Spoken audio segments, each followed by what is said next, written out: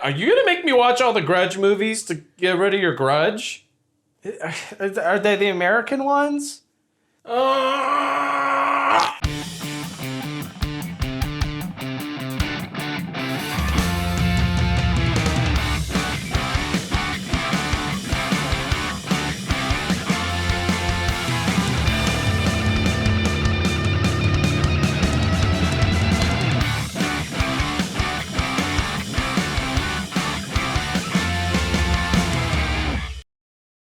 Yes, I'm sure he's Japanese. All right.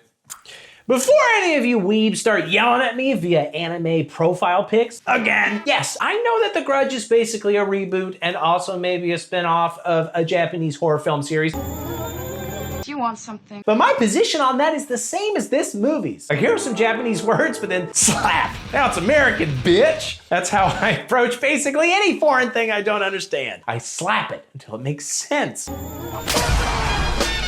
That's the American way. That's my manifest destiny. Does an eagle screech? That said, if this video gets 1 million views, I promise I will do a follow-up video about the Ju-On franchise, and we'll make Dave do his best impersonation of a Japanese person. I'm sure it will be very tasteful and very respectful. Do you want to give him a taste of what it might? I'll save it for. Oh, okay, you'll save it? Okay, that's probably a good idea. I know you need it. You've been practicing a lot recently. You disturb me! Anyway, this God-blessed, freedom-filled, semi-automatic movie opens with some weird text that's presented like a quote or maybe common knowledge. Like, you know how when someone dies in the grip of a powerful rage, a curse is born? And then, of course, the curse gathers in that place of death, and those who encounter it are consumed by its fury, of course? You sure? I'm like 90% sure Abraham Lincoln said that. Which one of y'all dead motherfuckers just said that shit? Now it's modern day, and definite patriot Bill Pullman here gazes with probably patriotic disdain out over some part of Japan and is like, this is nothing like my homeland. So he hucks himself over the railing to his patriotic death. Today, we celebrate our Independence Day. He probably was expecting an eagle to catch him and fly. He's like to save him, fly him to Mordor. This upsets his still in bed wife to a level of like 30% upset. She's like, I'm still sleepy. Are you okay? Honestly, even the people in the street are like, well, this is mildly interesting. Not overly distressing, but certainly atypical. But also we, the Japanese people, get it. Americans have a hard time living so far from guns, triple cheeseburgers, and gerrymandering. Now, here's a Japanese woman It's Yoko. on a bike biking. And she bikes her bike to a house where she tucks in an old, useless white lady who almost certainly can't even bike. Yoko then tracks down the source of some scrambling sounds in the ceiling and walls. And has there ever been like a good answer to that question? Like, oh, actually, it turns out it was just a triple cheeseburger in the walls and it's still warm? Ooh.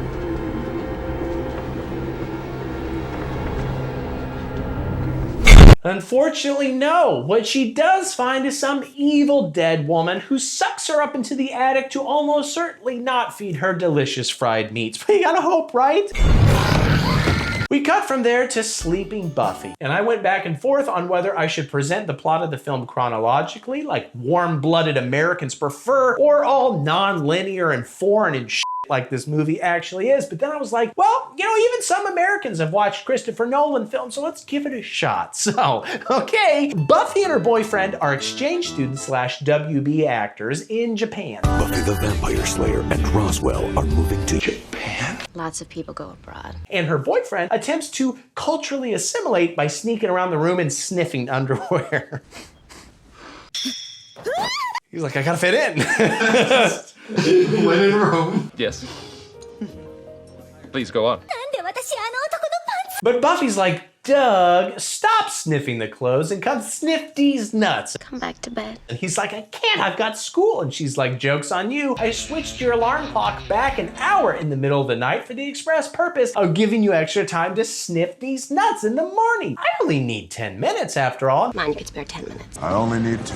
He's like, my God, woman, you know me and your sexuality better than I know myself and the smell of dirty panties. I'm really glad you decided to come. This is all exact dialogue lifted from the movie. I just can't play it for you because YouTube will give me a copyright strike and probably demonetize me because, I mean, I can't imagine any advertiser wanting to follow the Patreon exclusive, you're going to be selling this pair of underpants to one lucky subscriber. yeah, one lucky patron. なんで私あの男のパンツ You won! Buffy and Doug then presumably sniff each other's young bodies for no more than 10 glorious minutes, and then Buffy, the boyfriend layer, heads to a care center where she volunteers in between her sniff sessions, and she's handed her first ever case, which is to say, she's being asked to go take care of that old lady who sucks at biking because Yoko, her regular caretaker, hasn't checked in because of something involving bicycles, probably. Just make sure she has what she needs and... Watch out for the ghosts. And even though Buffy kind of sucks at navigating Japan and its labyrinth of used panty smelling machines, which are not a thing I made up, unfortunately, It's to help them find peace. though they will become illegal sometime this year of 2004, so Doug better get a move on if he's gonna have anything to show for his time overseas. I don't even want to move there now. Yeah. That was the whole reason I've been saving up. All those Japanese lessons. No! Feel too crinkly! But anyway, eventually she arrives at the house and is all like, bing bong, anyone there? But nobody answers, so she just lets herself in. The house looks messy as shit because I guess Yoko is terrible at the non-bike parts of her job. I mean, she's only been missing for like 24 hours at this point. But it doesn't help that the old lady has been trapped in a room, pissing and shitting all over her bed.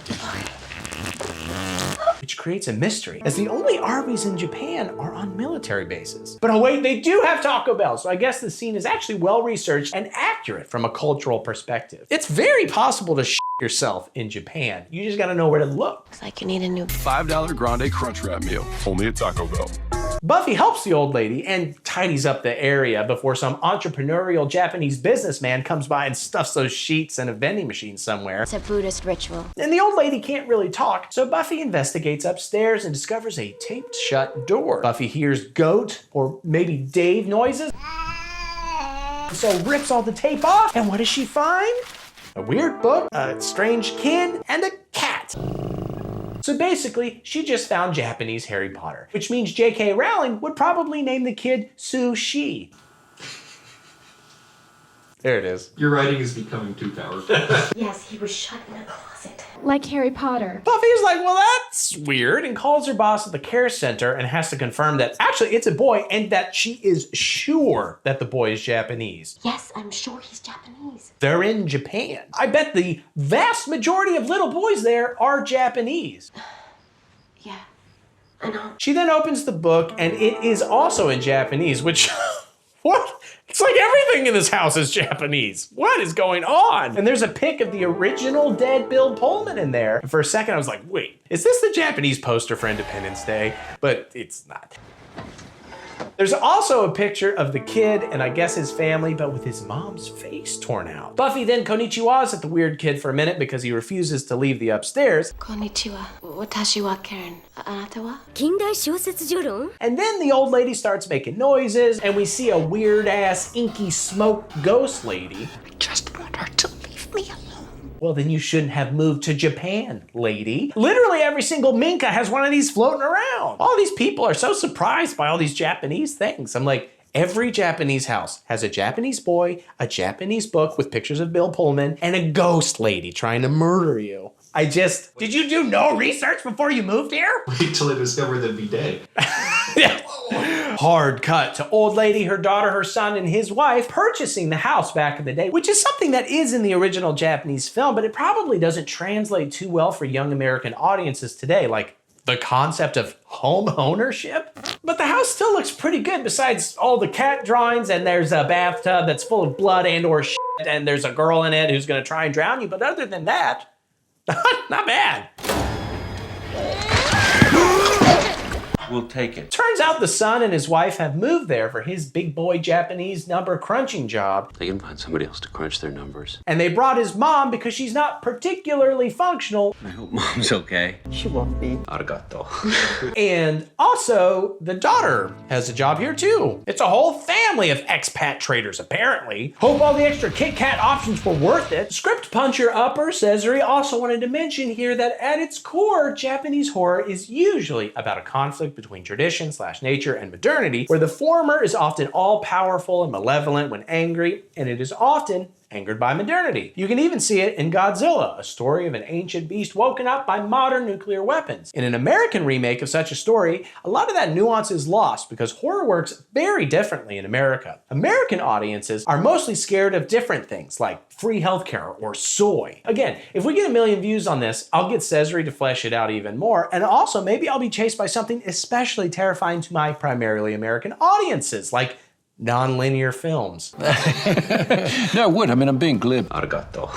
But anyway, the wife, for her part, isn't thrilled about the move, This will get easier soon. especially when some ghost spills her goddamn ramen all over the floor. If you want something, all you have to do is say so. She also doesn't love that when she follows the ramen-y footprints, the door closes and locks behind her.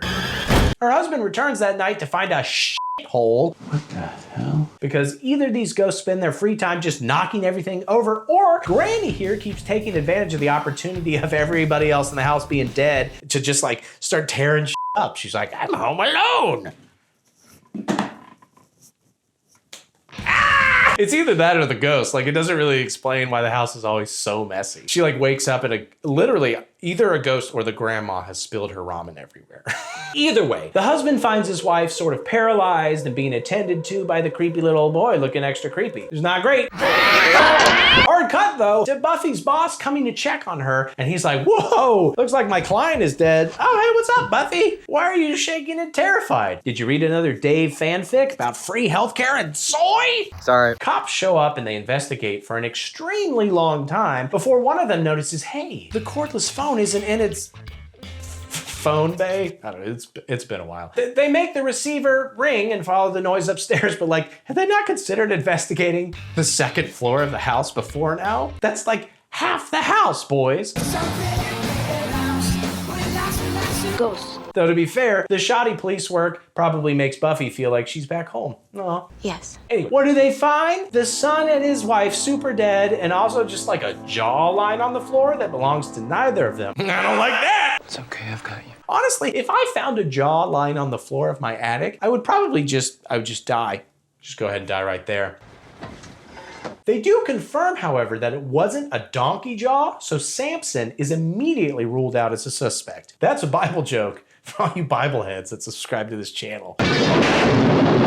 So Samson takes a dead donkey jawbone and beats the shit out of like 300 dudes. This is not an anime? This is not an anime, this is the Bible, baby. But okay, Buffy's shipped to the hospital where Doug shows up to be like, hey, turns out that old lady died in her sleep. Your boss told me what happened. And she's like, well, that's not how I describe it, but okay.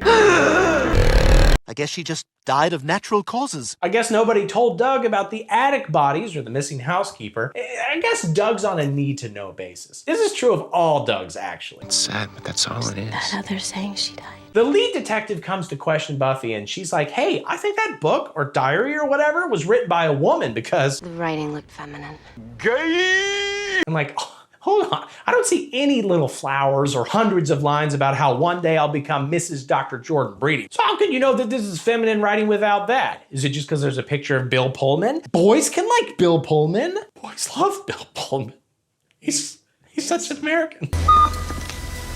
And how about you explain then why it appears that the American son killed his wife and then himself? Did they make fun of his handwriting? Also explain why there's an extra scene here. Because I evidently downloaded the extended cut again, but it did not come with subtitles. So as far as I know, they're just talking about their favorite sushi place. Let me tell you, I would sacrifice Dave to a weird ass inky smoke ghost lady for just a single roll right now. I'm so hungry, and when I'm on the toilet, I get even hungrier. Even better, she'd probably give me a second roll just to take him back.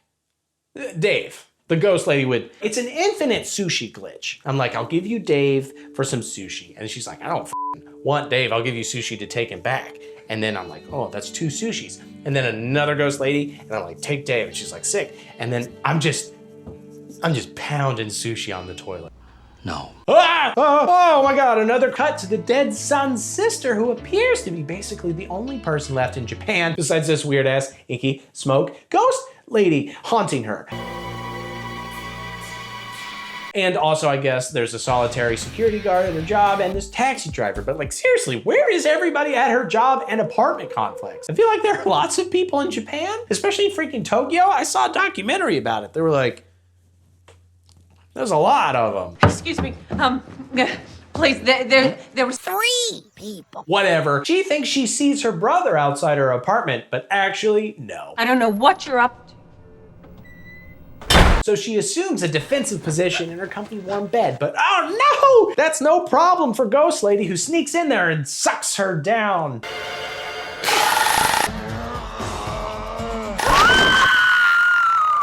Where does she go? Did she just become more powerful than I can possibly imagine? What happens when you get sucked into a bed?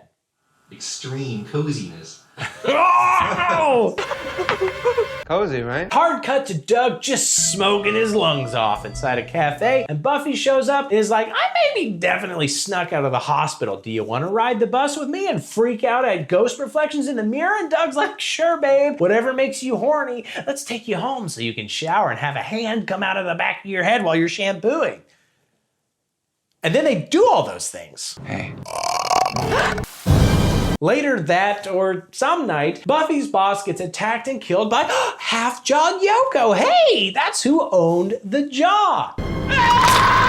Well, that's one mystery solved, kids. I knew it wasn't a biblical figure. It's good when my hunches pan out. Back to Buffy. She's Googling, because this is a horror movie set after 2000, but before 2024, when Google searches become worthless. She's like, Ghost Lady, and it's like, did you mean coughing from Pokemon? And I'm like, damn it.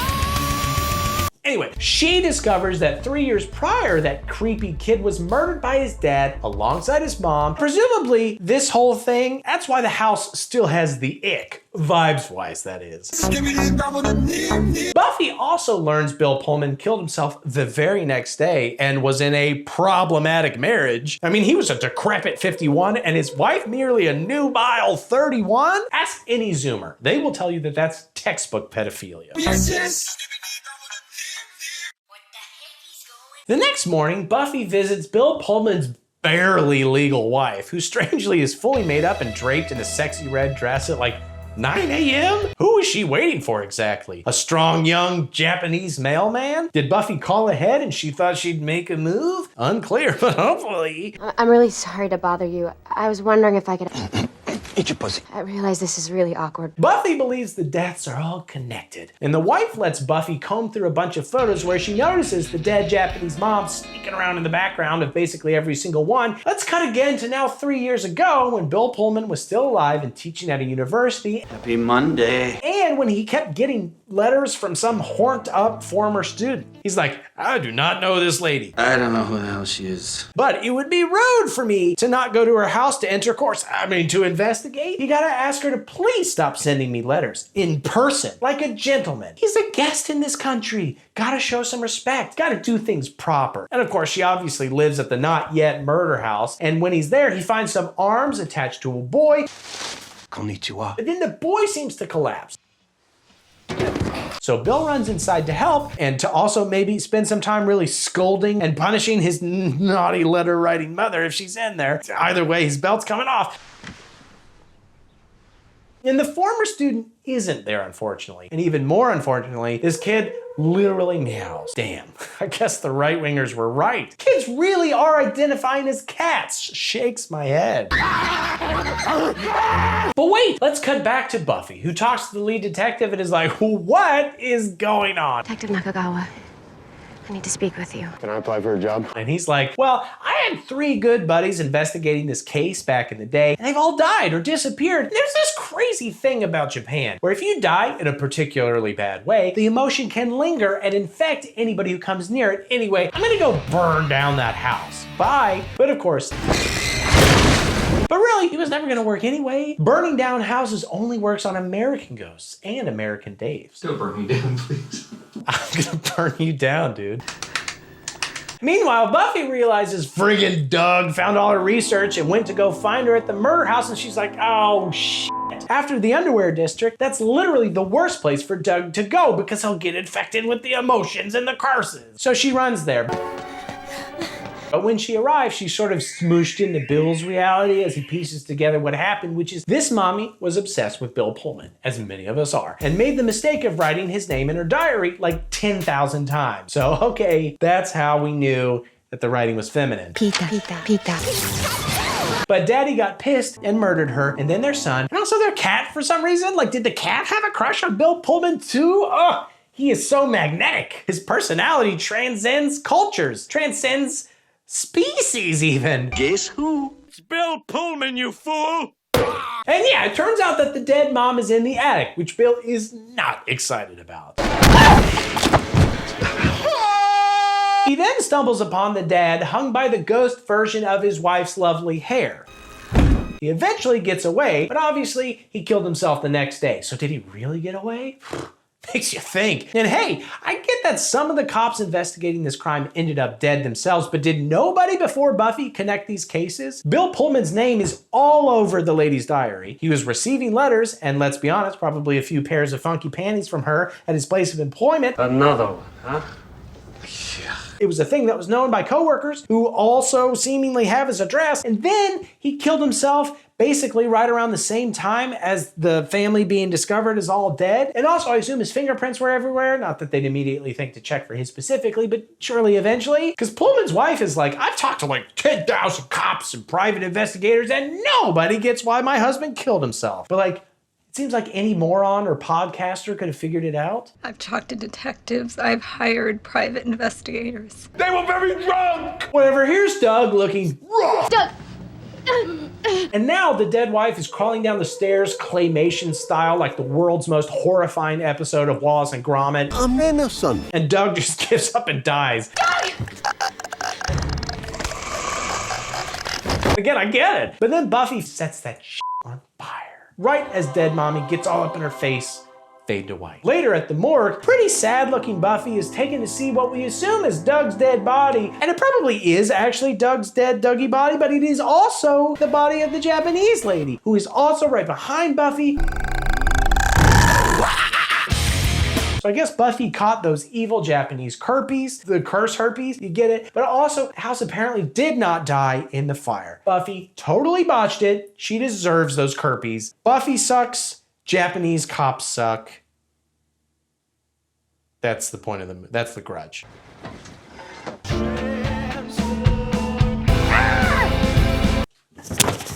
What is this? Like the plot of the second movie? I can't even read your handwriting. It's in Japanese. Okay, I'll read it. God! It tickles. I feel like if I explain this movie chronologically, it'd actually be really straightforward and take like 2 minutes, but that's not my brand. And it's important to always stick to your brand. So to that end, holy shit, that horse just gave me epilepsy, and oh God, the Columbia lady is looking rough. Also, here's that Abraham Lincoln quote again, in case you forgot, and or an extra jump scare, in case you wish your capital was still Richmond. It's a damn shame. Yeah, I'm looking at you, Dave. You think I don't know what you're doing? You think I'm stupid? Huh? A lady sucks ass at cooking bacon. A simple damn breakfast. And when her angry partner, Ted Beneke, points out her mediocre bacon skills, she dumps hot bacon grease on his head and whacks him with the pan. Good thing she was cooking bacon, because this scene would have been really kind of odd if she was doing something else, like making toast or peeling an orange. Like, what's she gonna do? Shove an orange in his butthole while crumbling toast bits in her husband's hair? Like, goodbye, bitch! It just would have been a less effective scene, I think, than the bacon grease. Like, if he criticized her equally, but she didn't have anything really to do about it, because she had a pan and she had bacon grease, which could be effective, but she just had like a piece of toast and an orange. Like, what's she gonna do?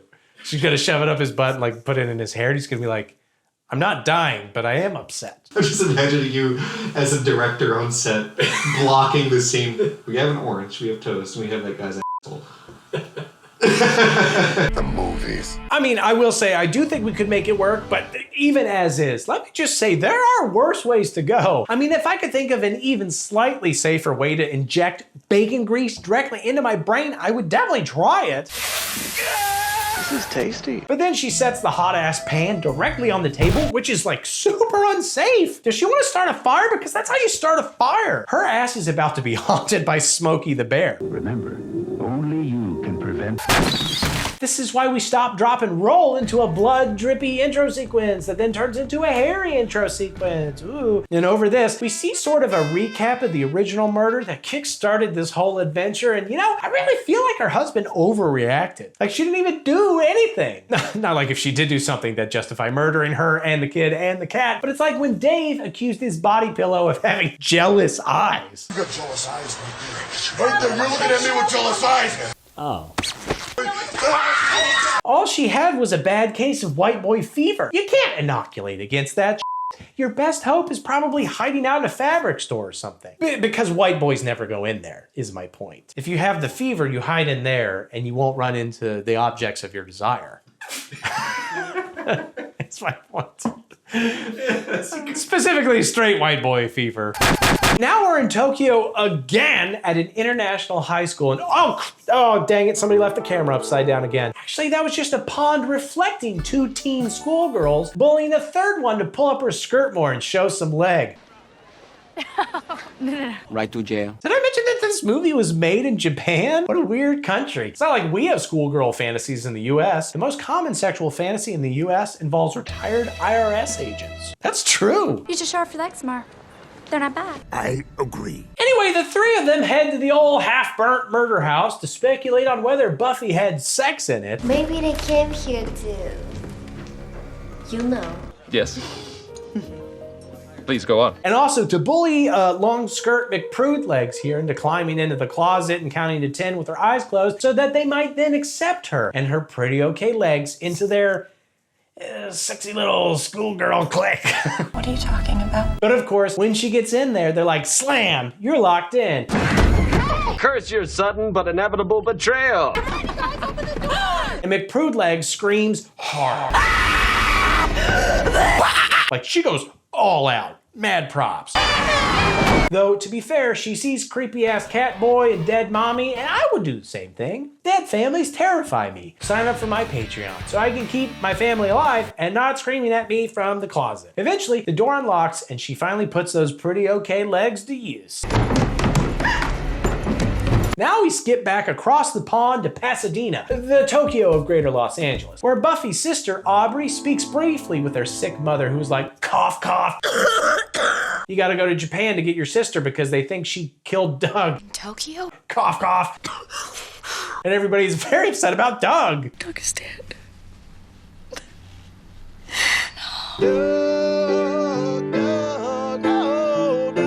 Apparently the sisters have a somewhat strained relationship with each other. You girls aren't speaking. And the mom appears to hate Aubrey, presumably because of her role in the Sisterhood of the Traveling Pants. You see, that's the difference between you and Karen. I'm really sorry. And also, they never explain what's wrong with her mom, but you have to assume it's white boy fever. That's the actual curse that nobody can scrub out of any of these houses. I mean, would you catch that shit? It's chronic. I am Timothy. Oh, I've lost so many good friends to white boy fever. They called it COVID, but I knew what it was. I don't care. But Aubrey agrees and shows up in a Japanese hospital, and after seeing the free healthcare is like, dear God, for my second wish, I'd like a sexy Japanese boy that speaks English. Oh, He's here. great. Thank you, God!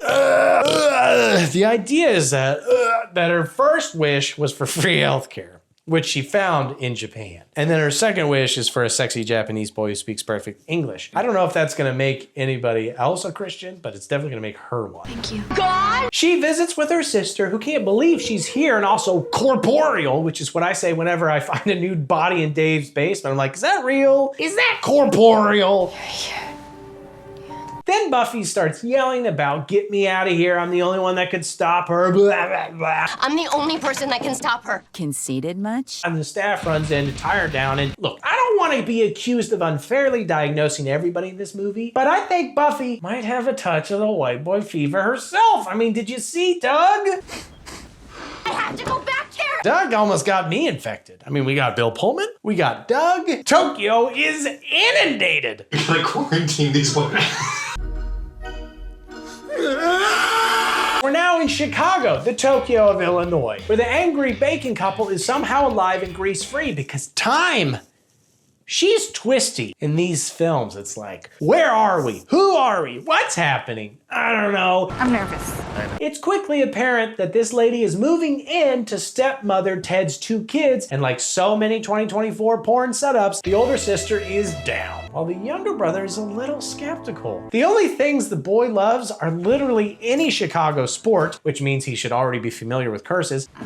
I'm sorry. And also his, I guess, dead mom, but like, get over it. The Cubs will never win the World Series, no matter how many hand-drawn pictures you hang on your wall espousing your love for the sport. They're always going to be terrible, and your mother is never coming back. Note that the Cubs joke here is accurate because the movie came out in 2006, and at the time we were still a decade away from their 2016 World Series win, which may or may not have unleashed this hellscape upon our world. It's called fake news. I like to make sure that all of my jokes fit in the context of the year each film is set. A lot of YouTubers wouldn't do that, but I guess I'm built different. But I also make sure my jokes are accurate to place. Like, man, isn't Chicago deep dish pizza so yummy? Pizza. The joke is the pizza's just fine. That's actually another joke because it's technically not pizza, but a cheesy casserole. No wonder Mom left with pizza like this. Anyway, that night, motherless boy Jake here looks out into the hallway because he heard weird noises. You know how every little kid always first checks and makes sure there's nothing actually amiss before they wake up their parents? Kids are so good about making sure their parents get a full 8 hours unless absolutely necessary. Especially my kids. I have 3 of them and they've never woken me up until after it's confirmed that our apartment complex is being haunted by a dead Japanese lady. Support my Patreon so I can purchase more chloroform. I mean toys for them, for sleeping so well. Good. Because I don't really want you to. Because drugs are bad. Ironically, there does appear to be something amiss as the neighbors escort some weirdo with a hoodie pulled up to deftly obscure their identity until the end of the movie when it can be a twist. It's me, Austin! Oh, son of a bitch! Also, there's that creepy dead boy who's always showing up. I hate that kid. Gives me the ick. Are there a lot of Gen Z people watching these videos? I have more 65 plus viewers than I have 13 to 17. That's an interesting statistic. But why? What? Is it being blocked? Oh, back to pretty Japanese boy. He asks Aubrey to help him talk to Buffy because he's a journalist who has been covering the house for the past 3 years. Because again, this was 2006. You could just get paid to do shit like that. If this movie was set in 2024, he'd be forced to prompt an AI to come up with 250 daily listicles about the 15 craziest mildew stains that kind of look like Donald Trump. Fake news. Anyway, Aubrey's like, nah. You can't have any visitors until tomorrow. But the journalist is in luck because back in the hospital, Buffy gets haunted like crazy. So she pulls a Dave by escaping her restraints and right in front of them. Quick, ask her some hard-hitting questions before the light leaves her eyes. Too slow. 1 step forward, 2 steps back. Back at International High School, the saddest girl is being haunted by a cat in class. Hey, I'm a cat. Check me out. But also her Japanese friend / bully sees it too, so maybe it's real? Hey, I'm also a cat. Bye-bye. Is there such a thing as Japanese Schrodingers? Have you ever heard of Schrodinger's cat? I shot Schrodinger's cat! Okay, kill the cat. I'm gonna go kill the cat. Cut from there to a teenage girl locker room with the blonde girl rocking some tiny underwear. Poor thing! That is definitely being, used, being made used, making it used underwear. Because did I mention that this movie was made in Japan? If not, here she is showering and getting her filthy, filthy hair everywhere. Until she gets out and notices a creepy dead lady in the corner and literally pisses herself. The only thing that could make this scene more fetishy is if she tried to stop the flowing piss with her foot or a tentacle or something. Dave already storyboarded this possible scene with painstaking attention to detail in case any Hollywood execs are looking at this and interested in greenlighting his movie. Bring that to an LA restaurant. Oops! Slam dropped my genius screenplay. And hey, speaking of, the Japanese girl also has white boy fever. Sorry. I like it. And she goes to a sex hotel with her boyfriend, hopefully just to study. But as he showers and then gets out to get something and then goes back in the shower, the girl gets haunted under the covers. Stop, Michael. It tickles. I bet it does. I bet it does. And then gets sucked into the mirror. Poor thing. Again, what does that even mean? Like, where does she go?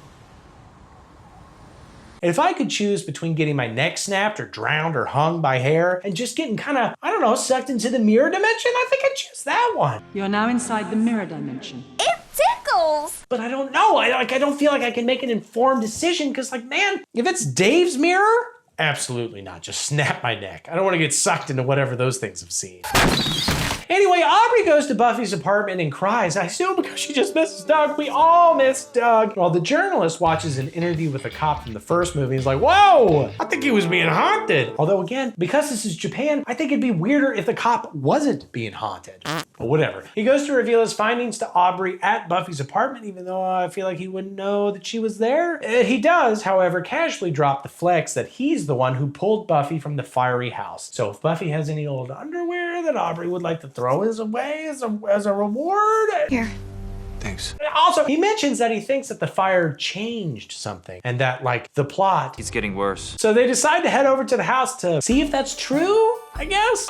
We're back in Chicago, following the wandering hoodie, followed by the wandering wee lad. The hoodie digs to the trash, grabbing loose Italian beefs and newspaper clippings, I assume. Probably they're trying to find a new couch in the classifieds. And the next day, the kid notices that the newspaper is completely covering the windows of ostensibly Hoodie's bedroom. Like, what is going on in there? This dude is acting weird. I mean, he hasn't even said, "Da Bears," even once yet. Like, is this person even Chicagoan? I am so confused.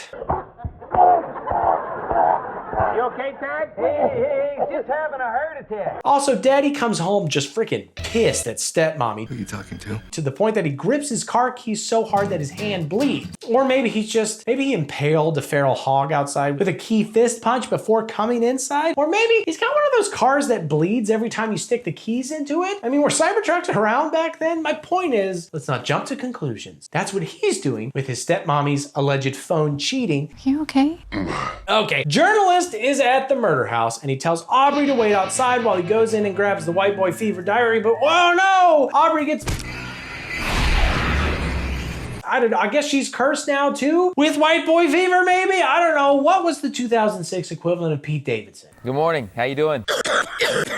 Did she see him walking by? I don't know. Anyway, guess she now has to date him? This is elevated horror, okay? This is no slasher. This is like, has things to say. It tickles. The sad girl and the blonde girl talk to a school counselor about their missing Japanese friend girl, but shouldn't they be like talking to cops? What did I ever do to you? I don't know. But sad girl runs away and the counselor chases after her, so blonde girl inexplicably goes behind the counselor's desk to get haunted a bit. Until she runs outside to use the world's largest and greenest payphone before getting maybe drowned to death in hair. Does she disappear? Does anybody notice her getting hair drowned in broad daylight? Is this another cultural difference that I'm missing? And people are always getting drowned by hair in Japan? Actually, it's not that big of a deal? Oh, hold on that, huh? Cut again to journalist boy telling Aubrey that he's learned from the original mommy's diary that her mom was, I think, a taco? Apparently her mother was an taco. Apparently in Japan, that means she kind of talks to the dead. But to be sure, they need to go meet his friend who's like so obsessed with folklore. And though I assume this meant they were going to go meet Robert Eggers. If I could upload a Puritan's nightmare directly into the audience's mind's eye, that would be the goal. He's really into folklore. It turns out it's just this guy who explains actually the mommy's mommy was something like an exorcist. And also she used to feed those exorcised evil spirits to her daughter, which any nutritionist will tell you isn't an ideal diet for growing children. You feed them carrots, not the souls of the damned. That's like the first thing they teach you in parent school. Otherwise, don't do it. Poor thing. Anyway, they're like, we should go talk to this demon feeding lady. She seems cool. And or maybe she could suck the demons out of us that we might have. Or maybe she can cook us carrots. I don't know, I'm getting a little lost in this jumbled ass narrative. Wasn't there bacon at some point? Can we eat bacon? Shove an orange up our asshole? Can we get an orange in here? Maybe she can help us. Booyah! They head back to Journo's apartment and trauma dump on each other for a sec because elevated horror until she passes out. and he's forced to tuck in her sleepy ass before heading into his dark room to get haunted by his own photographs and exclaim, It's out of the house now. now, I wouldn't say he's wrong, but also it's always been able to haunt people out of the house. Like in the last movie, the sister lady getting haunted at work and sucked into her own bed springs to mind. It doesn't operate on home Wi-Fi rules. It gets signal everywhere because Japan, I assume, they get great signals everywhere. And even still, it seems like it's only haunting people who have already entered the house at one point or another. But sure, now it's unshackled in a way that doesn't change anything, but works pretty good for a trailer soundbite. And then mommy crawls out of a photo and claymations his ass. Also good for a trailer, also scary. The next morning, Aubrey walks in and immediately f***s up all his photos by flipping on the lights, you dumb. That's the whole point of a dark room. Oh my God. I mean, I know he's dead, but now his life's work is ruined. She's like, why is this room so dark? Oh, right. Destroy everything! I mean, he's dead, so I guess it's fine. Otherwise, he would be very upset. Or maybe he's actually alive and wigging? No, he's definitely dead. Probably. I don't know. Hit him with the shovel. If he's dead, he won't wake up. If he's alive, he won't be anymore after the shovel. Then we'll know. Trust me, I'm a doctor. Back to Chicago. The sister dresses up in a Japan-approved sexy cheerleader outfit, which God knows where she got it from. We don't sexualize cheerleaders in the US either. Now, sexy retired IRS agents, you can get those costumes anywhere. Spirit Halloweens are just flooded with sexy retired IRS agent outfits. I can't go in there anymore. They got the little clipboard. Like, what are they drawing on there? I've always been naturally good with numbers. Got a good instinct for them. Right, Teddy? The sister watches her cool friend chug milk, puke the milk back into the jug, and then drink the puke milk. The pilk. That is one dirty soda, Santa. Then she's like, hey, sorry, I gotta go. My brother's calling me. I don't know what's going on right now. And hilariously, she even like takes a call while the girl is chugging and puking. She's like, can you hold on a second? I got a call. It's 2006. I can't waste my cell minutes. Can you? She's like, I'm gonna take this. It's Jake. Turns out Jake's been hiding in a closet, which seems to be happening a lot in a movie that's not even overtly about repressed sexuality because their parents were fighting about probably feral hog bacon. That's where the bacon came from, was the feral hogs that he's been killing with his geese. That's why he's so particular about the way that it's cooked, because if you don't cook bacon right, you're gonna get trichinosis. Hello, sir. Jake's fears linger into the night. So he goes to wake up his sister. Oh no, actually he wanders alone into the neighbor's apartment to find the hoodie cutting off her hair. I'm pretty sure it's a her, because boys weren't allowed to have long hair before 2014. That's why they killed Jesus, was his hair was too long. My ass is so hurting. Feels like I have 15 oranges in there.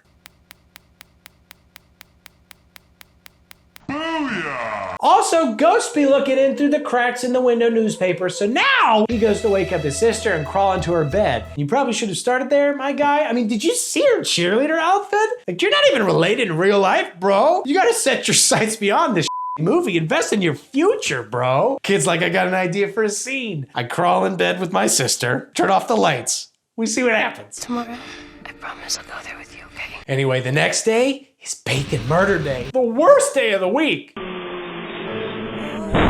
Okay, brown-haired sad girl is back with the counselor who casually reveals, oh yeah, I've been to that house with the police. which is, again, extremely odd and involved for a school counselor, right? Like, does she have a true crime podcast on the side? Is she looking to transition to real estate and figured this would be a good house to start with? Well, not anymore, because she's dead. Lol. And so are the girl's other two friends, lol. So now Aubrey shares a ride with one of those Japanese bus perverts that the tour guides are always talking about. On your left, you'll see the... And visits with evil, poor nutrition grandma. The house looks and grandma's just sort of lurking on the floor like, let me exposition at you. That is where the curse started. And thankfully, she speaks perfect English, give or take the... What is that? And it turns out that, yeah, people came to her a lot back in the day to excrete evil out of them. And yes, she fed those demon things to her daughter because waste not, want not. Ugh, that's the wisdom of a wartime generation, right? Look, if we got a demon spirit, we're gonna eat the demon spirit, okay? We're not just gonna throw it out. There are kids in Africa, they never get to eat Japanese dead spirits. But Grandma, You can just supplement Japanese dead spirits nowadays. You can put them in a pill. You are just making things worse. But also, to be clear, that's not actually the curse, okay? I did not make her what she is now. The me feeding the evil dead spirits to my daughter, non-factor. The curse was the white boy fever that led to the murder. Kayako was killed by her husband because she was foolish. That is where the curse started. Eating demons? Nothing to do with that. Unless it caused the white boy fever, that'd be ridiculous. Everybody knows that white boy fever is caused by a childhood exposure to NSYNC or Backstreet Boys. And to be clear, this is not about a house. It's about dead mommy's desire to make people suffer because she suffered, I guess. And again, she suffered, but only that she was choked to death by the husband. Not the suffering she endured from eating demons, unrelated. She ate demons, doesn't matter. She got murdered, that's all that matters.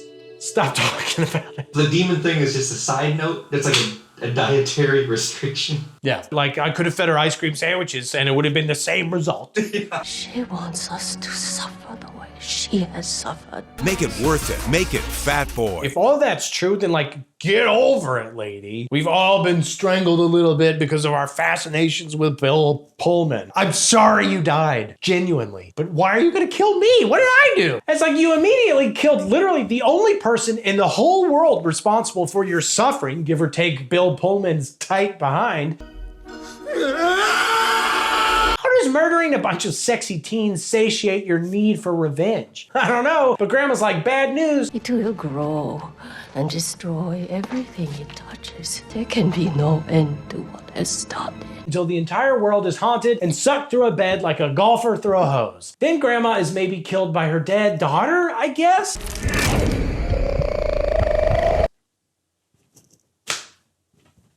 What? Chicago alert! The kids come home from a long day of cheer bullying and maybe chugging pilk to find the door unlocked and the power inexplicably off. They also find a dead daddy foot, and then whoops, the son finds the daughter drowned in the tub and stepmommy's in there and she's just serving. It's time for your bath. Cannonball! But then she's also drowned by hands. That's all boring, and we need to cut faster as we near the end of this movie. So now Aubrey goes back to the murder house, despite the fact that we've learned that the house apparently doesn't matter. Anyway, she sees Buffy, and then twist, she's neck snapped by the original murder daddy. Somehow. But then back to Chicago for pizza with a twist. Hoodie girl is actually sad brown-haired girl, and it turns out that the ghost that she saw in the house way back when was actually dead Aubrey, weirdly, because that sort of qualifies as a twist. Even though there's literally zero plot or character similarities between Aubrey and the original murdered mommy. Like, it'd be interesting if Aubrey was also a married housewife experiencing white boy fever, but as far as I can tell, she doesn't even have a boyfriend, despite being in a country with mediocre white boys as far as the eye can see, apparently. And also, she doesn't really need anything avenged besides maybe her dead sister, who she might not have even liked. But that's pretty nebulous. So there's no real reason why she would be the new ghost of this house, right? Why is she the ghost? Like, if anything, it's like the first ghost is avenging murder by her husband. Now this ghost is avenging murder by that ghost? What? You weren't even killed by the living. Right. There's no one alive that is even remotely to blame. We gotta take this to ghost court. You're the plaintiff?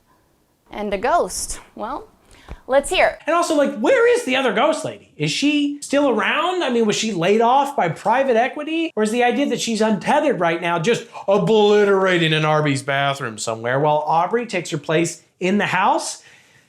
Oh, man, getting a house is rough when you're a millennial. You basically got to die and become this whole vengeful spirit. I wouldn't do it for fewer than 2.5 baths. Aubrey's like, I can't get a house. And it's like, well, if you'll let this ghost daddy snap your neck. You should probably get this whole place looked over by Ghostbusters.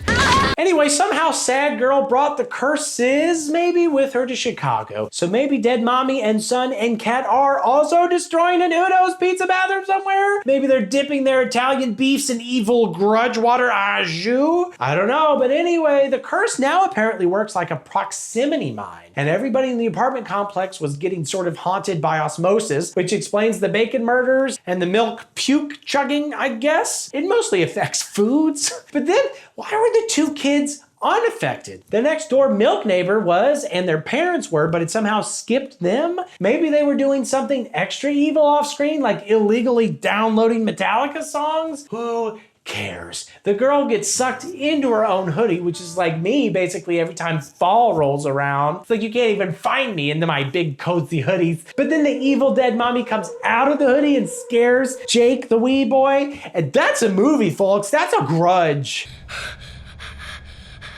Claymation this, bitch! Oh. I'm so glad that that curse was localized to a single house in Japan and they can't follow me here.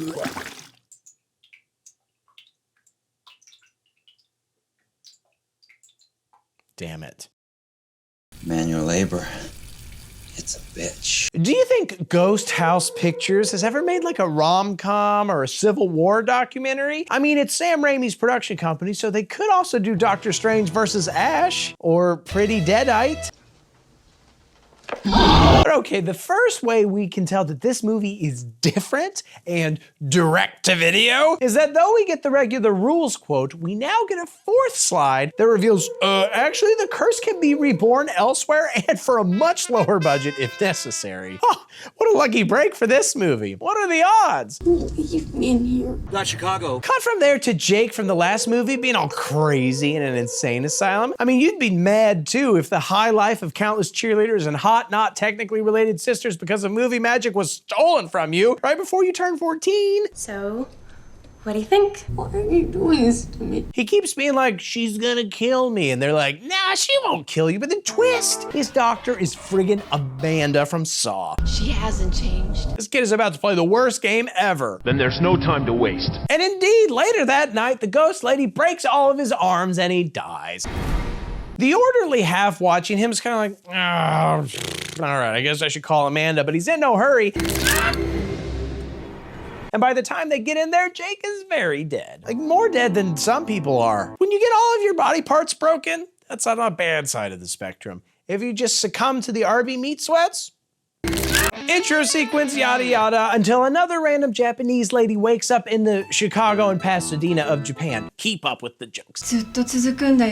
After having an apparent bad dream, she pops a pill, heads to work, and finds a news article about wee lad Jakey dying in Chicago taped to her computer because even the demon lady is trying to save money. Like, I can't show up to tell you this. I'm on a tight budget. I'm just gonna put it on a sticky note.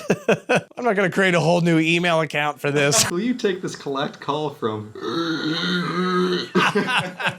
That's like essentially exactly what's happening. We got money flowing in the wrong direction. But this lady's like, I gotta do something about this. And her husband is like, literally they died in Chicago. Everybody dies in Chicago. And the sports teams leave fans feeling like they died inside. It's no big deal. Somebody dies in Chicago. She's like, no, it is a big deal. I'm gonna travel there to stop all the murders in Chicago. And also, I own Ghost Mommy's diary, apparently. You read my diary? In Chicago, the Bears must have finally thrown a touchdown because in the same apartment complex as last movie, a horny couple breaks into the Bacon murder apartment, also from the last movie, coincidentally, because the girl, Lisa, stole keys from her landlord brother. I don't know the keys to anything. Except for my body. And my point is, they're so excited about the touchdown, they're gonna have sex.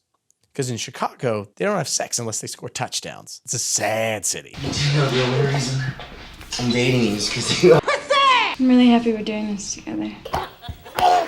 But she finds some police tape in her bra as she tries to remove it and is like, oh God, is this where the Bacon murder happened? Mood ruined. I don't care how nice that touchdown was. What apartment is this? Because this was before the true crime podcast boom when women suddenly became turned on by grisly murders. Nowadays, all you gotta do is be like, I saw a dead body, and they're like, what happened? How did it get there? You need the story behind. Yeah, who did it? Hey, just put it out of your mind, please. In a separate, less murdery / horny apartment, a girl named Rose plays with like so many dolls. Rose, why so many dolls? Great question, lady. Same one I and the police have asked Dave many a time. But unlike Dave, it's because she is an 8-year-old girl. It's not that weird. But also the girl has some sort of non-specific illness, you butthole.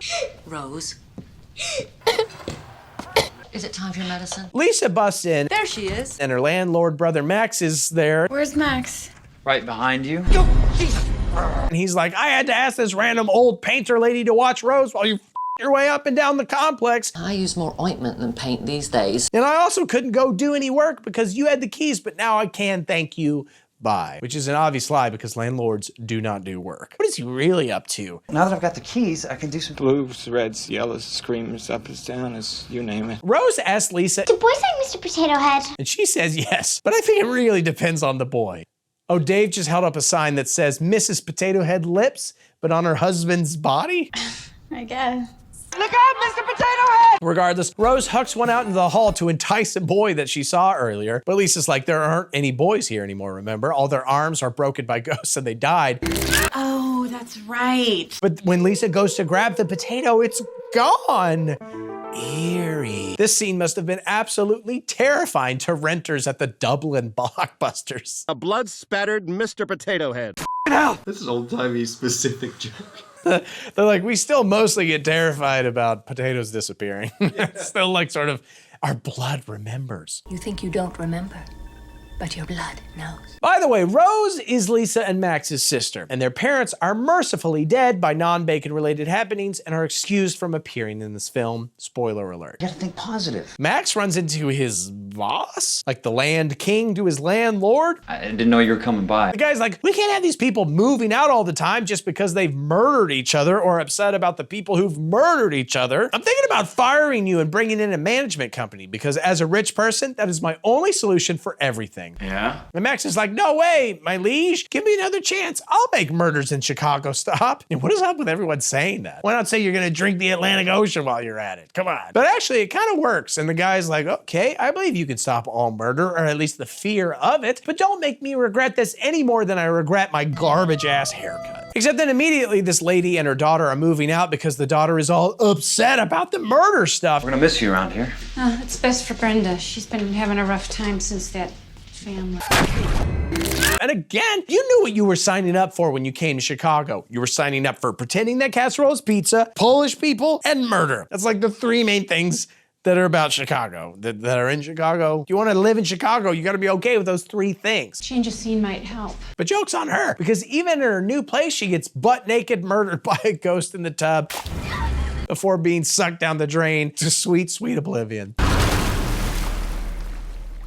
And that's what you get for moving and breaking your poor, sweet, innocent landlord's big, bleeding heart. You should let him at least keep your security deposit as an apology. I guess these belong to you. Yeah. Finally, a movie that warns against slightly inconveniencing people who hoard real estate. Everything changes today, Rose. I can feel it. Can you feel it? But actually, it's no big loss because the Japanese lady from the intro, Cusco, Naoko, sorry. shows up and pretends to be interested in renting an apartment in what she believes to be an evil, cursed murder apartment complex, which to be fair is probably like most of them. Like you don't have to be a psychic or have a magic ghost book to find those in Chicago, but you might need those to find the right evil, cursed murder apartment complex. As you can see, sizable living room. Bodies everywhere. Anyway, she meets their little land family and makes astute name observations. That was like the flower.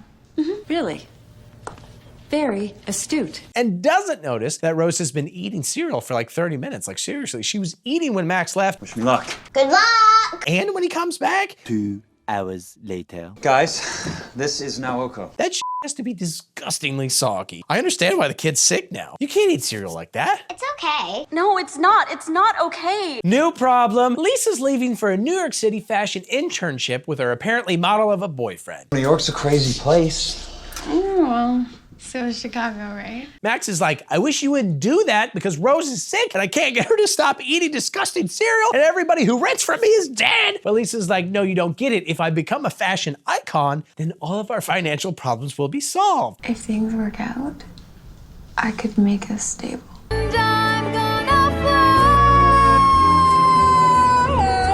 You think Tyra Banks deals with ghosts?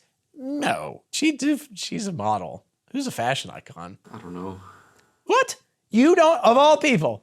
Yeah, me wearing my Gucci suit. Yeah. Why didn't you tell me? Would it have made a difference? And now I'm really hoping this franchise just ends with her buying the ghost off with fashion cash. The devil may wear Prada, but the Grudge lady wears Lisa. And it's hard to argue with her logic. So Max leaves, and later Lisa hears a noise and decides to investigate because she's also angling for a New York City detective internship. If I could swing a scholarship from this, And I could become a quadruple threat. And she stumbles upon Amanda taking pictures of the murder unit. Hello? Amanda sort of explains who she is, but they're interrupted by Lisa's boyfriend just grabbing ass like a donkey wrangler hopped up on Mount Dew, and he's ready to Baja Blast. I'm sorry. That's a Chicago colloquialism. That's the fourth thing they're known for. Lisa pretends to be annoyed, but then she's like, you know what, I'm just gonna roll with it and go get keys so we can have donkey sex in an empty apartment. Like, lady, even if there weren't murders in the building, there was a thick coat of semen coating the floors of every single unit. It's called Chicago wax, and that's the fifth thing they're known for. That's also probably driving away business. Busted. I'm worried about people being murdered and how thick and slippery my floorboards are. okay. It's been a while since we've had a cum joke. I know, I could feel you kind of like shifting a lot. I'm gonna come. Can it wait? Anyway, she actually doesn't get the keys because Max has had it up to here with scrubbing away her boyfriend's thick floor scuds, so she instead sees that boy everybody's been talking about for a second, then oh my God, he like just disappears. What? How? What? Hey, you coming? Also, in case you haven't caught on, lower budget means chronological plot. Nobody's got time to pay some editor to f everything up in post. Nobody's got time to pay some editor to f everything up.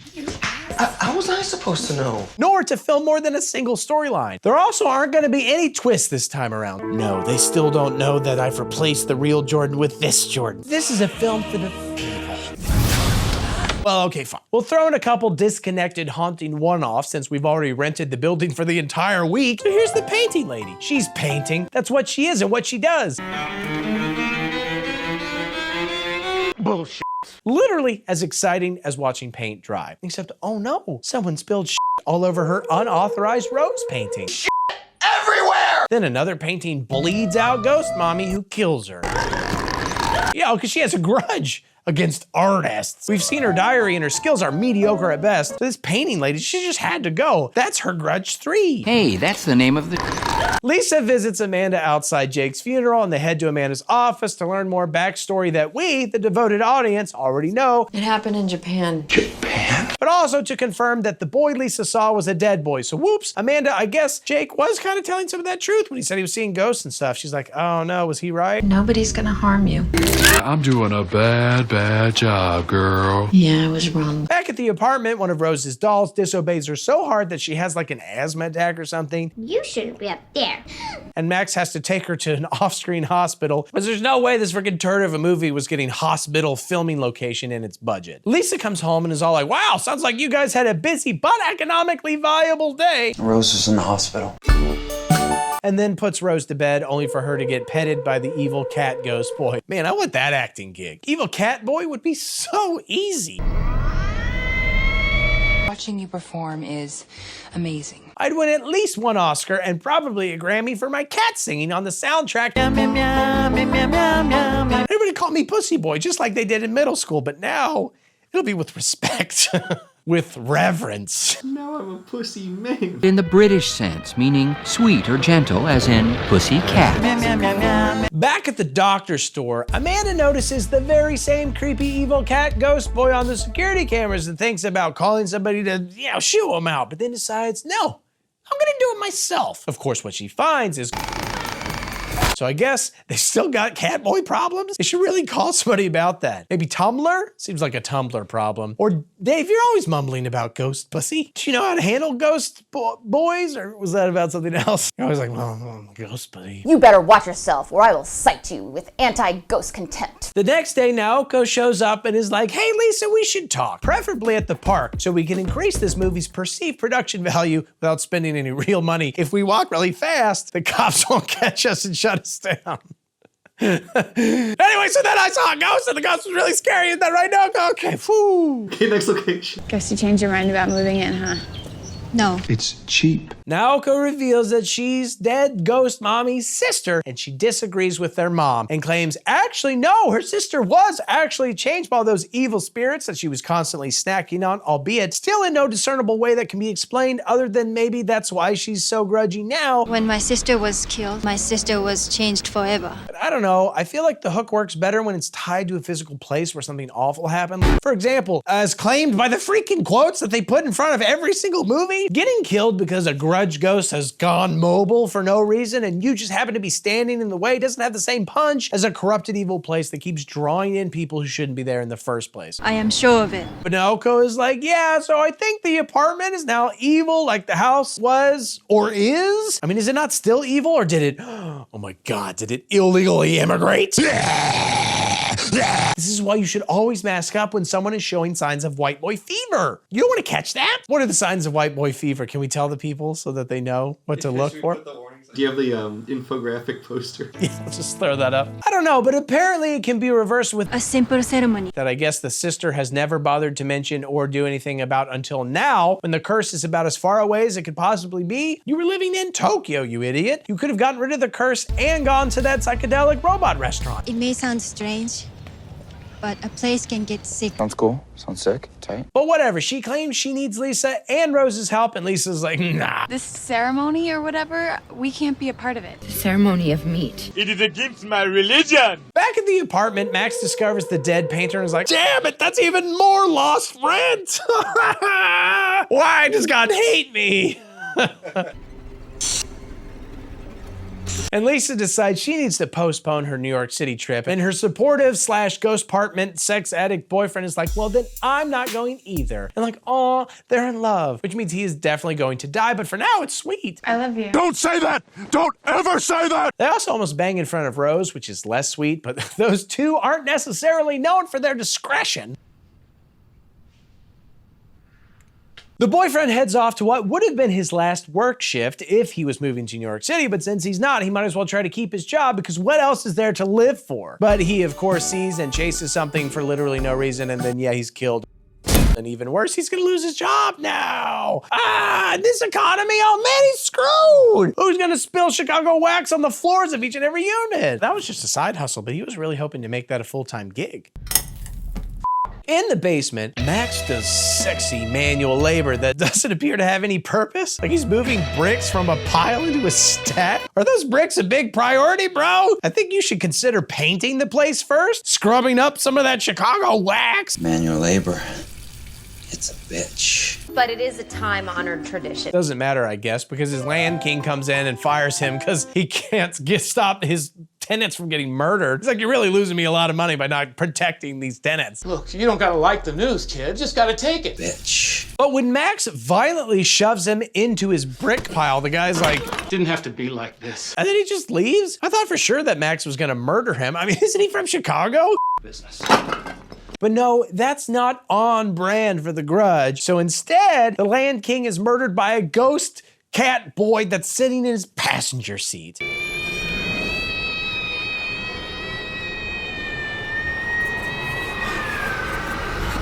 This is a huge part of the problem of these sequels, and arguably the entire franchise. Like, why are these ghosts doing this? We not only literally don't know because the backstory keeps changing, but like, it's so weird that a couple Japanese cat ghosts would come overseas and start killing completely random people in a Chicago apartment because they were murdered by the patriarch of their family in Tokyo? Japan? Like, cats being little murderers checks out, but random foreign ghosts? That makes no sense at all. At least if their rage forced other people to murder people, i.e. Max, who already appears on edge, at least that adds some sort of emotional connection to the original event. Or even if they tried to kill bad daddies or something, that'd tie in. As it is, this random guy was killed by a random cat boy because they needed to kill 5 more minutes of runtime. I know that. It's like I keep telling Dave, random killings just don't excite me anymore. Sorry. Whatever, Max does go upstairs and get mad at Lisa, throwing her and her shit out into the hallway where she sees dead mommy for a second.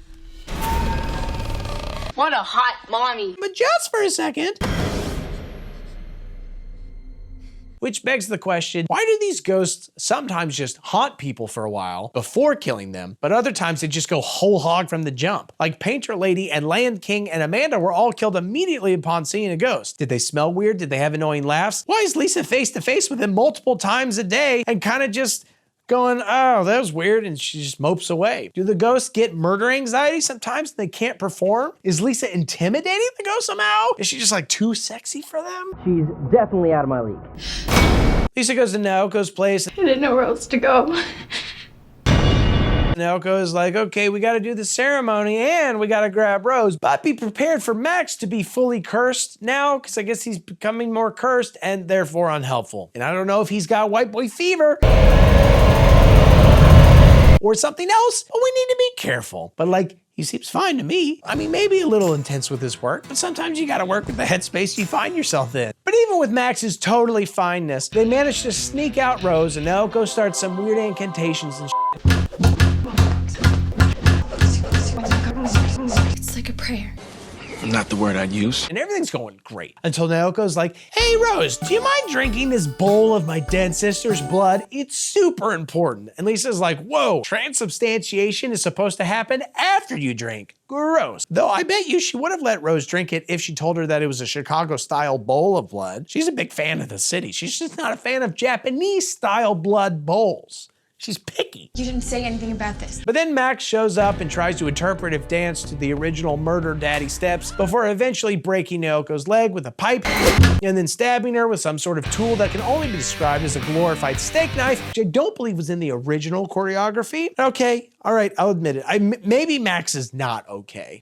You okay, bro? Meanwhile, Ghost Mommy be haunting Lisa and Rose. Oh, shit. Here we go again. And Lisa discovers her dead lover in a tub. So Rose she just drinks the blood, because why not? You know, it's like, things are weird, gonna drink this blood. And hey, it works. Probably would have been better if she did it like 5 minutes ago while the only person that knew what was going on was still alive. But as I always say before chugging a bowl of the world's best Virginia blood, better late than never. Mommy disappears, and Max seems remorseful over the whole murder thing. Although, yes, now Rose, she be wigging a little bit. She's wigging out. Lisa gives Rose oxygen while the ghost of Naoko now murders Max because I guess he didn't explain how sorry he was for murdering her. That's why Dave always yells out, "My bad," whenever he kills someone, so that their ghost knows. All right, well, he apologized. And I mean, to be fair, have you been killed by any ghosts? Not a one. He's checking himself? All his limbs still attached? Doing good. But actually, does this mean that there's a new Naoko-centric curse? Like, is somebody gonna have to drink her blood later? Because I know Dave would be down. His thermos is almost empty, I can see it. We're gonna have to go to the Japanese lady store later and get some of their blood. It's nice that you live so close to them. It is. That's why we moved here. The schools are great. The Japanese blood lady store close by, within walking distance. Everything's gonna be okay. Now it's later, and an ambulance is here, and also cops with a whoop. Rose basically turns into Naoko, and okay, actually, that is canon, that there's a new curse now. So guess that whole movie was pointless bullshit. Bullshit. Like, they spent all this time trying to get rid of the curse, but they do it so badly, they just make a new curse. And I guess that means that Naoko has white boy fever? Now, maybe for Max? Potentially, I'm so confused. Twist! But that was it? Yeah. Do you like that movie? No. Are you haunting me now? Yeah, I took over for the other lady. I didn't even know that ghosts could do that. Yeah, can you hurry up? I'm meeting with some ghost buddies later. We're gonna go haunt a cool new bar that just opened up in my ghost neighborhood. They serve a great bloody Kyoko. Oh, yeah, sure. Nice. Thanks. Your house is haunted. 2004, Tokyo. I assume Japan, but they don't clarify. A nurse lady named Fiona leaves the murder house where the Williams family, the family murdered after the murdered Japanese family, are living, and Fiona calls Yoko from the first movie to be like, yeah, I'm immune to white boy fever. I'm not doing this anymore. Peace. Can't explain it. It's like something. I am Timothy. And they don't show it, but I assume on the other end of the line, Yoko is making the peace symbol, like this. I just need to get back to the States. Fiona then sees and is grabbed by what appears to be a living trash bag. Okay, now that is an untapped gold mine for Pixar. Sentient trash bags? Imagine what their lives are like. What sort of trashy emotions do they have inside their heads? Somebody get John Lasseter off his coworkers and on the phone. And I've already got the title. But like, imagine the world building. Oh, I want to eat your garbage. Oh. Oh, okay, so you're making it a porn thing. Great. And now we're in the Kyoto of America just to mix things up. And Fiona returns home to her husband and her young daughter. And like, could she not find a job as a live-in nurse anywhere closer to Pennsylvania than freaking Tokyo? That is a hell of a commute. At least find a place on the same ocean. And that's it. That's the cold open, thrilling stuff. You made it. After some opening credits, time jumped to 2006 because we actually have a budget on this one again. And it's okay because we're supposed to. The main things going on in 2006 are Bubba Sparks is killing it. And dumbass Burke here is gonna be late for school. Hey, what you doing, bud? What's going on? I don't care that your dad died. The government believes you still need to learn fractions. So much. And your mom here's a cop and she's not gonna break the law for your sorry ass Burke. Get to school. I promise. And it means more because I'm a police officer. Also, here's another more Catholic, more Mexican, more cop named Goodman. He's named that because he's a good man who is respectful towards chicks. Don't call them chicks. I'm sorry, good man. He's also Cop Mommy's new partner. Yeah. And by the way, did you know that Burke was alone with his dad when he succumbed to and died of cancer? Anyway, do you mind if I smoke and cough like I'm about to die right in front of you, Detective Mommy Muldoon? Smoke. You won't hold a grudge, right? No, I quit. He's like chain smoking cigarettes and she's like, yeah, my husband died of cancer. He's like, that's crazy. That sounds awful. Sorry to hear that. He sucks down one in one go. Sounds like a real pussy. Are you liking it around here? They pull up to a crime scene and see a woman all burned to shit in her car in the woods, and they're like, damn, she's been here for months. But nobody found her because this is an infrequently used service road, and the internet has killed the tradition of young boys scrounging around looking for dead bodies in the woods. It's like the whole premise of Stand By Me. They're like, I'm so bored. The internet doesn't exist. You wanna go see if there's a dead body? And everybody's like, why would you even ask? Let's go. Yeah. I'm already packed. But then we don't have that in 2006. So bodies just keep being not found by boys having a coming of age adventure. That's the problem with Gen Z. You send your kids out. Just go find a body. Don't come back till you find Don't come back until you're dragging a body behind you. You either leave quietly, we take the body, or you stay and get the shit out of you. We take the body. Also, I guess nobody was looking that hard for Lorna here. I mean, except for the feds, because apparently this lady helps people kill themselves, but like in a nice way, like McDonald's. Evidence in the car suggests she was traveling to the Landers house, which is weird, because they're the family from the cold open and they all murdered each other a few years ago. That's probably a coincidence. Also, pretty weird that a murder doctor was able to find more work in the area than the live-in nurse. There's more need for Dr. Zhivago than there is for a freaking nurse. Could they not have been a tag team, like have the nurse come in for a while but then tap out when things got too dicey? It sounds dark. But look, I tried literally anything before I'd commute to Tokyo from Philly for work. As evidence, look at this shit I'm doing right now. I'll do anything for money. Could you hear how my voice is gone? I'm loving it. Anyway, Detective Mommy Muldoon heads to the aforementioned house to discover an old lady crying at the sink and asking, "Will you feed me?" No, God! No. I'm not going to do that. My Arby's coupons are mine, you old crone. Arby's. The only exceptions are my 3 beautiful children. But even then, feeding them is only possible if you join my Patreon or channel memberships and also like and subscribe and also mail us an assortment of muffins. That's the only way. Hurry. Anyway, this old lady has no fingers on one of her hands and there's a dead guy in the other room watching TV. That's what happens if Netflix doesn't check in on you every 90 minutes. You will literally die if nobody snaps you out of your stupor. Believe me, I lost more than a few days this way. He got way into Love is Blind. It was a very emotional day. Sorry. Detective Mommy Muldoon calls the weirdness in before almost running over a kid in the road that may or may not have actually been there.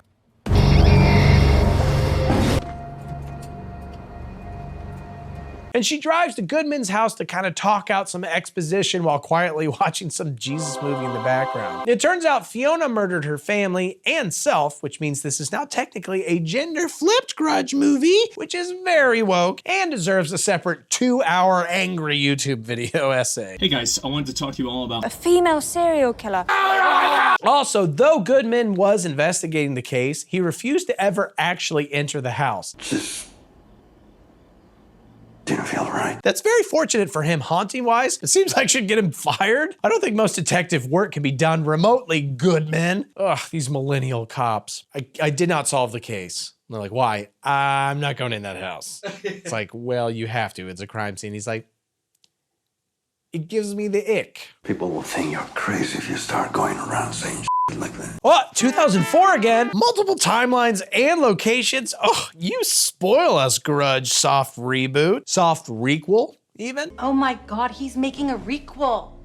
A what? No, I don't buy that. These two married real estate agents are told their impending baby has a good chance of contracting ALD, which is sad. And on their way home, they try to stop by the new murder house, like the American murder house, the freedom-loving murder house, to get some signatures, because apparently the family is apparently selling it, but they don't answer the door because they're presumably all murdered and or lazy, aka millennials. Then at home, the boy real estate agent gets haunted a couple of times, as one does. He heads back the next day to find the daughter bleeding out her nose, so he takes her inside to discover that her parents aren't home and or murdered and or lazy and hiding somewhere. 2005, the suicide sister lady talks to the dude who I guess eventually bought the house from the murdered family, however that works, and he's like, can you help my wife kill herself? And she's like, absolutely. As long as she's not crazy. Oh, dang it. Well, why don't I just still hang out for a few days? Because I've got nothing else going on, I guess. Business is slow. Not a lot of people trying to kill themselves. I would still like to stay a few days if that's all right with you. I may not be able to kill her. To kill her. Oh, you got an NFL Sunday ticket? Yeah, I'll definitely hang out till at least Monday, because between us, I'm really kind of hoping I can still kill your wife. I'm hoping she shows maybe even just a little more lucidity so I can get in there like during a halftime break or something. To kill her. To kill her. But hey, while she's here, how about she goes and grabs some groceries at a nasty local store and then return to find Goodman's old partner just kind of wigging out in front of the house? Does all this sound good to everybody?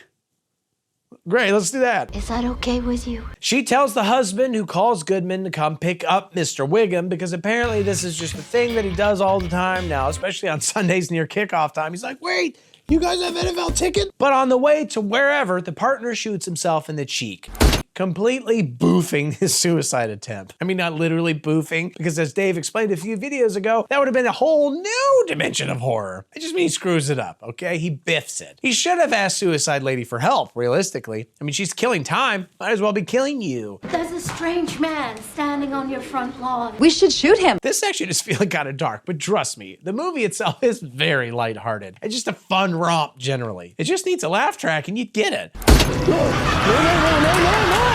Anyway, the partner doesn't die, so in the present of 2006, Detective Mommy Muldoon goes to visit him in a psych ward, and my man, he's looking rough. Remind me to never shoot myself in the cheek. The only thing their conversation really reveals is that it's the house itself that has the grudge, apparently. That house is Grudge. And I feel like that's really something that real estate agents need to bring up during the house sale. But yeah, the problem is not Fiona or somehow the murdered mommy from the first 3-ish movies. The house itself is upset. I guess because they got blood all over the floor. What a stupid twist on the series concept. How can a house have a grudge? What is the grudge over or about specifically? And who is it targeted at? Homeowners associations? If you haven't started seeing them yet, you will. You're in trouble, kids. We have a homeowners association up here.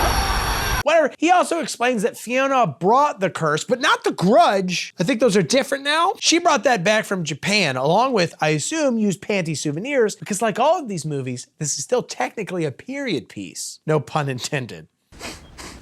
Because periods in panties, Dave. That makes the value much higher. My point is that the vending machines are illegal after 2004, and even though this movie came out in 2019, it's set when the panties could still be bought. The art department on this movie was great. There are used panties in the background of every shot. Oh, and then the dead dad from the first family haunts Detective Mommy Muldoon a bit.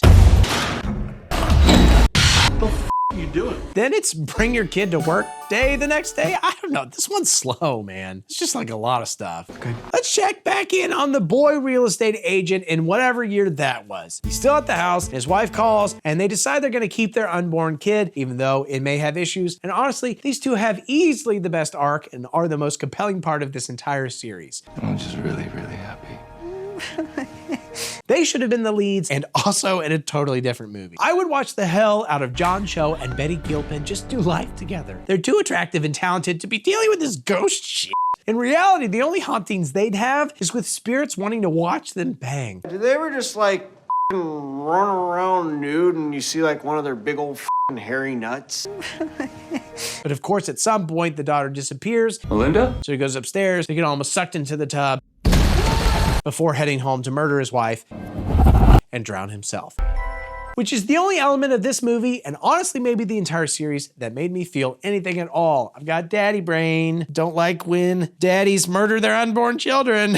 You wouldn't get it, Dave. If you have kids, you might think that's wrong. I know you're like, what? Who cares? Hi. Back to Suicide Lady. She's wandering around the house and be like, whoa, it's scary in here. And like, yeah, it is. Why don't you just go home, you freaking weirdo? What are you even still doing here? Why do you want to kill this lady so much? Oh, right, sure. She eventually tells the husband, I don't want you to take this the wrong way, but I believe your house is haunted. And firstly, what is the wrong way to take that? Are you saying that you don't like my house? Mrs. Math?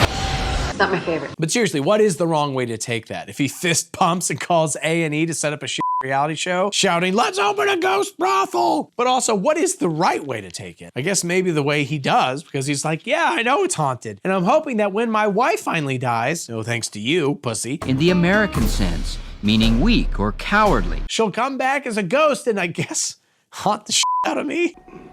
Like, these ghosts are scary as hell, dude. Why do you want your wife doing that to you? Seeing them gives me hope that maybe she might. Well, okay, but that's like the best case scenario. My hope is that if you can kill my wife in here, then she'll come back as a ghost, and that would be really sweet. And I'm like, yeah, these ghosts are not kind. Yeah, why is it there? There's not a lot of kind ghosts in movies, are there? Only Casper. Only Casper, the boy ghost. The boy ghost. It's all these mean girl ghosts is the problem. You're turning me into a ghost sexist or something. No, you're a ghost realist now, dude. You just understand ghost biology, dude. This is now an alpha ghost channel. We're gonna kill ourselves after this and become alpha ghosts. But it's just for tonight. Sort of a Cinderella deal. But no, hilariously, he monologues about how places like this are a tear in the veil and time works differently and we're all bound together here, and the music gets super hopeful until the movie hard cuts to the suicide lady zipping up her bag to leave. It's the only hope that we have. Which is legitimately very funny and a well-executed edit. Yeah, that makes sense. Told you, this is a comedy. Invite your kids' friends. Show this movie to them during a slumber party. They'll have such a blast and they'll never sleep again. Less funny, downstairs, the wife has stabbed her husband in the neck to death with a fork and chopped off her own fingers. That's bad breakfast. I think the real grudge is against breakfast. These movies hate breakfasts. Every time there's a breakfast, it's like, oh God. Get the orange. Yeah, what's gonna get the orange? These movies hate breakfast. It's the most important meal. I know. How is anybody supposed to thrive if they're gonna get murdered at breakfast? Who wants breakfast? What have you done? Anyway, she drives away hella fast. But I guess in her hurry, she ends up on that service road and is attacked by a ghost in the backseat to death, which is why she crashes her car where she does. I'm glad that was finally explained. It took like an hour, but here we are. Back in the present of 2006, I think. The wife, who you may remember was found by Detective Mommy Muldoon like an hour ago, is in a hospital just rolling around. Didn't she murder her husband with a fork and chop off all her fingers? I feel like she should maybe be restrained or at least watched. But no, like 50 people say hello to her. How you doing, Mrs. Matheson? She's like rolling around, everybody's like, how you doing, Miss Pickles? how you doing there, lady? And she's like, pretty good. I feel pretty alive after I stabbed my husband to death with a fork and chopped my fingers off. And they're like, I bet you do, sweetie. Then she kills herself. Her husband would be thrilled. But probably a little annoyed that she didn't do it in the house, where I guess he's probably a ghost now. Plan foiled. Enjoy the eternal blue balls, dumbass. Because he did die in the house. So he's like sitting there waiting. All he's got, I guess, are her fingers. Little ghost fingers? Yeah, because she cut her fingers off. Oh, that's right. So those little ghost fingers he's probably trying to... But I don't think it's going to get. Probably not the same, would be my guess. Yeah, let's move past it. I can't. There's nothing I could do. That night, Detective Mommy Muldoon gets haunted a bit more and flashes a sick fish skeleton tattoo before calling Goodman over to be like, yeah, I think I'm losing it a bit, like your partner. And he's like, yeah, that makes sense. And then we cut to her in the car with her son driving to go burn down the house. And like, could Goodman not have watched the kid? Does she have to bring him to this extremely illegal bit of arson? I need to keep you safe. Okay, but I mean, how long could this possibly take? Just throw on a couple of SpongeBobs like I do for my kids when Dave calls me in the middle of the night and says with a shaky voice, I did it again. Even beyond that, if the kid ends up inside the house, it's gonna be cursed forever, right? Does she not know that? I honestly am not sure what she does or doesn't know, but in general, I have found that kids and curses do not mix great. With the exception of Casper, he's so chipper. He's like, I don't even mind not being able to cross over. I'm just chilling. Casper the chill-ass ghost. What's it like to die?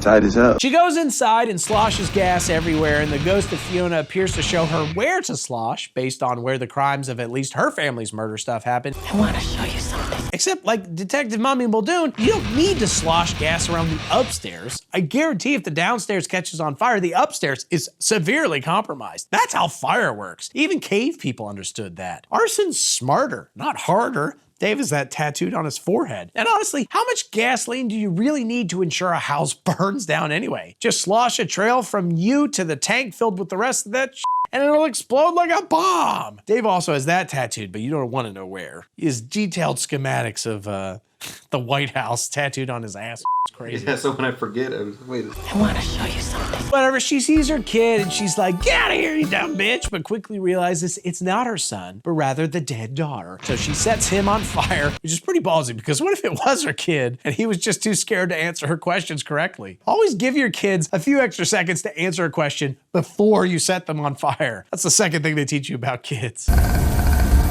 Whatever, she was right, so it worked out, and everything seems right in the world until like literally the next day when she's still haunted and murdered by ghosts and shit. We're both gonna be okay.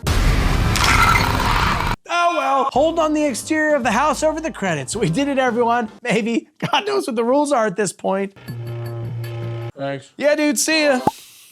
That was weird. I really hate working with you. Am I spooky?